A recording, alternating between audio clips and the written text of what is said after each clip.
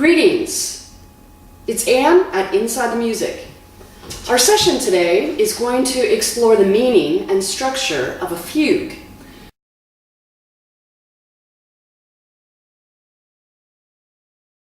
Now, we're going to listen to a couple of preludes by Bach that indicate the character of sound. We're going to hear one in D major and one in A minor. Here's the one in D major.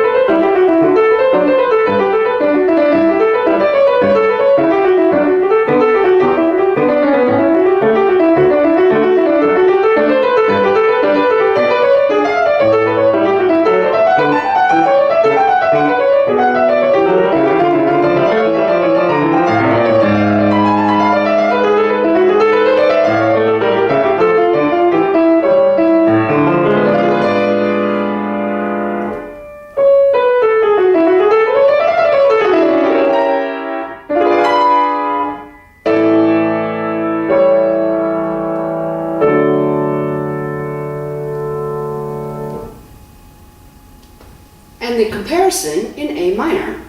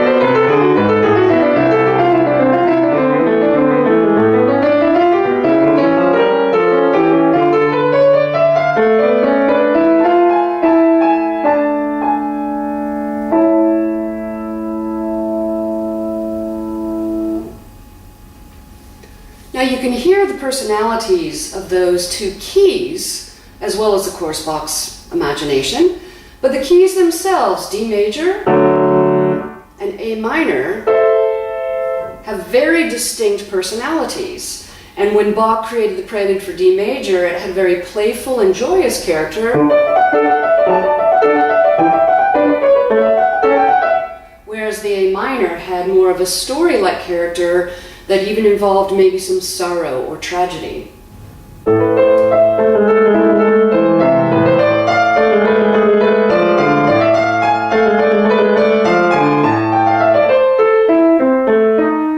And it goes on, more in a line of events with the sound. So, what Bach's system realizes so beautifully is how to integrate all these differences and have them interrelate with each other and mean something together as well as separated. And what Bach realized is that there was a circular pattern to sound, and he brought into existence a way to have our minds logically track sound, which sound is an incredible wilderness of movement, but Bach discovered this logical system to it, which is based on a circle. Now, here's an example of our circle. If I start at C on the piano, which I'm sorry you can't see in the camera, but do it on your piano at home. You'll see it very easily. But you start at the lowest C on the piano, and you travel by fifths up your keyboard. And the reason we choose a fifth is because in Mother Nature, the first sound that your ear will naturally hear after the original tone is a fifth. That's how the overtone series works.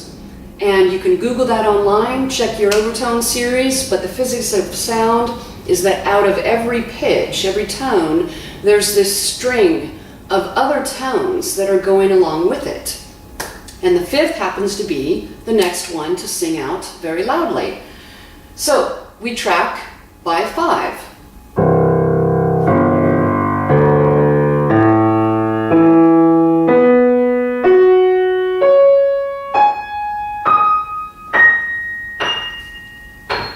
And granted, I'm way up high, but I have gotten back to C. My frequencies are different, but I have circled back to my starting point. So Bach realized, oh, there are repetitions that naturally occur in sound, and so I can create dissonances in that sound and know that when I come back, it is a logical progression, it is integrity of connectedness, and I have not broken anything, I've merely created an experience. And this tension and the release of tension is the fundamentals of music, which is built on friction. We have the friction of surfaces that create sound, and then we have the friction of what hits our ear. And so we have the ability to express both happy and sad, the dark and the light. So we have drama in music. Let me show you a three-dimensional representation of Bach's system. This funny-looking little sphere with the thing sticking out of it is a 3D example of Bach's well-tempered system. Now, the reason why it's a sphere instead of just a flat circle is because the relationships involved in that tension and release are actually contradictory to one another. You have the travel of your fifths, like I just showed you by sound on the piano. So our wheel would spin this way. So from my perspective, it's clockwise. But I can travel the same interval backwards, but that causes the motion to go the opposite direction, and it turns by a fourth. Because a fifth, when you flip it around, becomes a fourth. And the distance that you travel, if I start at that same C and go by fourths,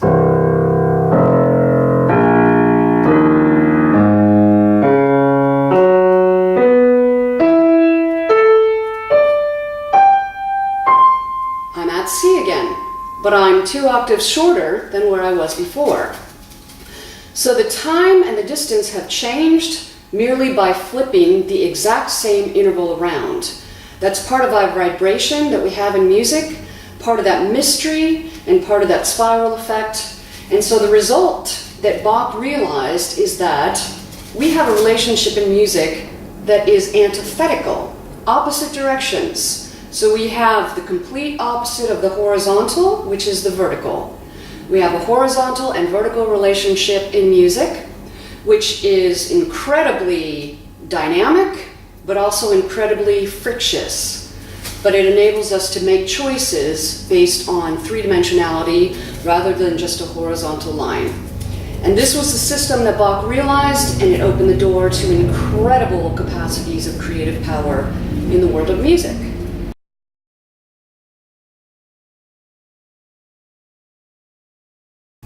Here we are at Inside the Music with Johann Sebastian Bach. We're going to take a look at that circle of fifths that I was telling you about.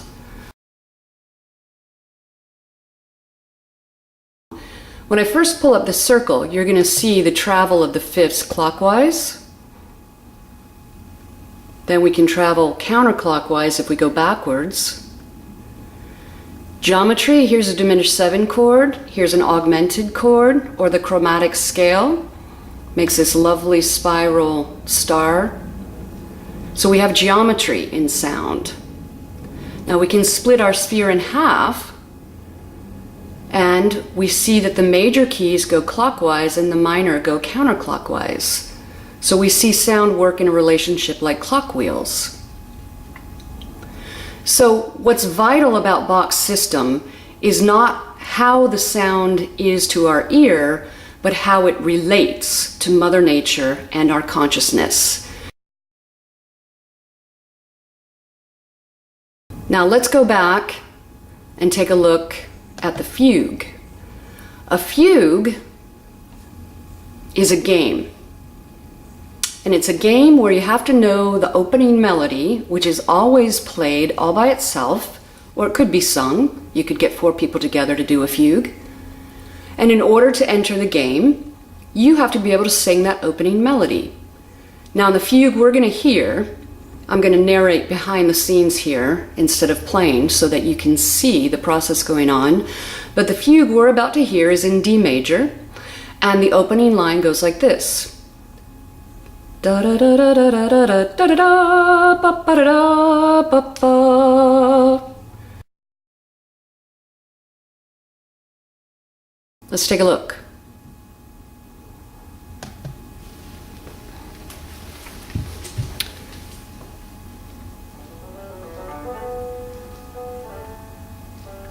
There's our opening subject in the key of D, and of course the response is at the 5th in the key of A. Then we have a little creative energy there at an episode, and we re-enter with our subject, and we re-enter with our 5th. So the pattern of our structure is a copycat. And there's our opening subject again in the key of D. And this time we have pink, so we're in the cousin, B minor.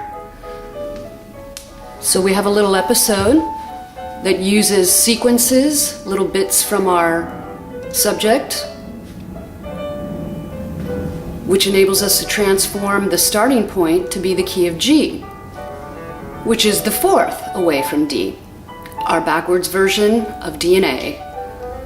And we have G to D and D to G. And then we have the minor of G.